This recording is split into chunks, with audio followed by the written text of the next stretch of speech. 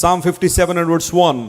దేవుని దగ్గరికి రావడం ద్వారా మన జీవితాలు ఏం తొలగిపోతున్నాయి అని పరిశీలన చేస్తే, నన్ను కరుణింపుము దేవా, నన్ను కరుణింపుము, నేను నీ శరణు జొచ్చి ఉన్నాను. ఈ ఆపదలు తొలగిపోవు వరకు, చూడండి ఆ మాటలు అండర్లైన్ చేసుకోండి, ఈ ఆపదలు తొలగిపోవు వరకు నీ రెక్కల నీడను శరణు జొచ్చి ఉన్నాను. నేనేం చేశాను? శరణు జొచ్చి ఉన్నాను. స్తోత్రం చెప్దాం ఒకసారి. హల్లెలూయా. ఆపదలు తొలగిపోవునట్లు లేదా తొలగిపోవు వరకు నేను నీ రెక్కల నీడను ఏం చేశాను అంటే, ఎవరైతే ఇప్పుడు దేవుని రెక్కల క్రిందకు వస్తారో, ఆయన రెక్కల క్రింద శరణు జొచ్చుతారో, వారి జీవితంలో ఆపదలు ఏమవుతాయట? తొలగిపోతున్నాయి. ఇది దేవుడు చెబుతున్న మాట. యెషయా గ్రంథం 51:11 ప్రకారం విమోచింపబడిన వారి జీవితంలో దుఃఖాన్ని, నిట్టూర్పును తొలగించే దేవుడు అనే మాట మనం చూసాం.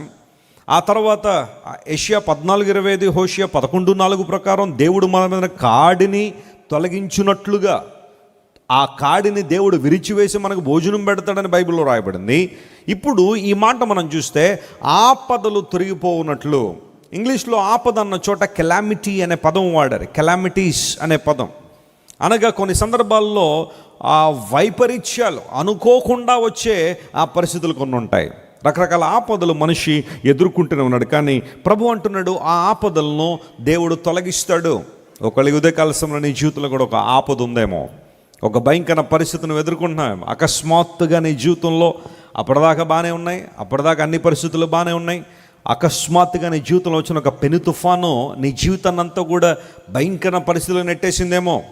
యోబు గ్రంథం 2:11 చదివితే యోబుకి ఆపద వచ్చింది అనే మాట అక్కడ మనం చూస్తాం. చూడండి, యోబు గ్రంథం 2:11 మనం చదివితే, తేమానీయుడైన ఎలీఫజు గారు, షూహీయుడైన బిల్దదు గారు, నయమాతీయుడైన జోఫరు గారు అని యోబు ముగ్గురు స్నేహితులు కూడా అతనికి సంభవించిన ఆపదలన్నిటిని గూర్చి, చూడండి ఆ యోబు గారికి ఏమి సంభవించాయట? ఆపదలు సంభవించాయి. అతనికి కలిగిన ఆపదలన్నింటిని గూర్చి వినిన వారై అతనితో కలిసి దుఃఖించుటకును అతనిని ఓదార్చుటకును పోవలెనని ఆలోచించుకొని తమ స్థలములను విడిచి వచ్చిరి. ముగ్గురు స్నేహితులు ఉన్నారు యోబు గారికి. వారికి ఒక రోజున వినబడిందట వార్త, యోబు గారికి ఏమొచ్చినాయి అని? ఆపదలు వచ్చినాయి అని. ఒక సందర్భంలో యోబు కూడా అంటాడు, నాకు వచ్చిన ఆపద సరిగ్గా త్రాసులో తోచబడునుగా అన్నాడు ఆయన. ఎందుకంటే ఏమాత్రం కూడా నా జీవితంలో వచ్చిన ఆపద చాలా భయంకరమైందనే విషయాన్ని చెప్పడానికి ప్రయత్నం చేశాడు ఆయన. ఆపదలు వచ్చాయి, కెలామిటీస్ వచ్చాయి. అప్పటిదాకా బాగానే ఉంది యోబు జీవితం. బిడ్డలు తన కళ్ళ ముందు తిరుగుతూనే ఉన్నారు, పశువులు ఇవన్నీ తన కళ్ళ ముందు తిరుగుతూనే ఉన్నాయి.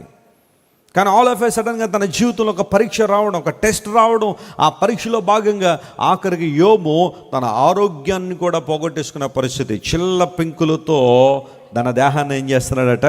గోక్కున్నాడు. అలాంటి సిచ్యువేషన్లో మనం ఉంటే యోబు పలికినట్టుగా దేవుని నామమునికే స్తుతి కలుగునుగా అనే మాట అయితే మనం పలకం. ఏదైనా చిన్న శ్రమ వచ్చినప్పుడు అలాంటి పరిస్థితి మనలో ఉండదు. కానీ యోబు గారికి ఆపదలన్నీ వచ్చాయి. మొదటి అధ్యాయము కెలామిటీస్తో ప్రారంభించబడింది, తన జీవితంలో వచ్చిన ఆపదతో ప్రారంభించబడింది. కానీ ఆ తర్వాత అధ్యాయాలన్నీ మనం చదువుకుంటూ చివరికి వచ్చేసరికి దేవుడు యోబుకు రెట్టింపు ఆశీర్వాదాన్ని ఇచ్చాడు. హల్లెలూయా. ఆ ఆపదలన్నింటినీ దేవుడు విడిచిపెట్టి, దేవుడు తొలగించి యోబును తన రెక్కల నీడలో భద్రపరిచి కోల్పోయిందంతా మరలా ఏం చేశాడు? ఆయన తిరిగి ఇచ్చాడు. ఈరోజు బహుశా శుక్రవారం ప్రార్థనకు వచ్చి నీ జీవితంలో ఏదో ఒక విషయాన్ని కోల్పోయినా నువ్వు బాధపడుతున్నావేమో.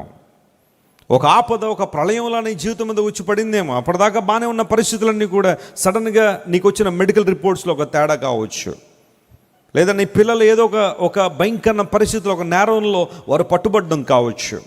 మరొక విధానంలో నీ జీవితంలో ఒక శ్రమ, ఇబ్బంది, ఒక దొంగ వచ్చినట్టుగా, ఒక దోపిడీదారుడు వచ్చినట్టుగా బహుశా నీ జీవితంలో వచ్చేసిందేమో.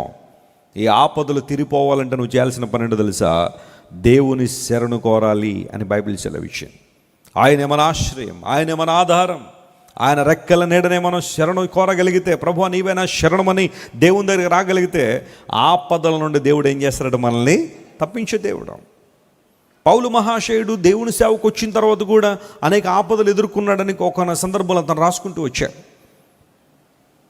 రక్షణ పొందక మునుపు అనేక మందిని హింసించిన పౌలు, హానికరుడుగా, దూషకుడుగా, భయంకర వ్యక్తిగా ఉన్న పౌలు ఎప్పుడైతే క్రీస్తు ప్రభువును తన రక్షకునిగా అంగీకరించి దైవ దర్శనానికి లోబడి సేవ ప్రారంభించాడో, పరిచర్య ప్రారంభించాడో, రకరకాల మనుషుల వలన ఏమొచ్చిందని చెప్పండి, ఆపదొచ్చింది అన్నాడు.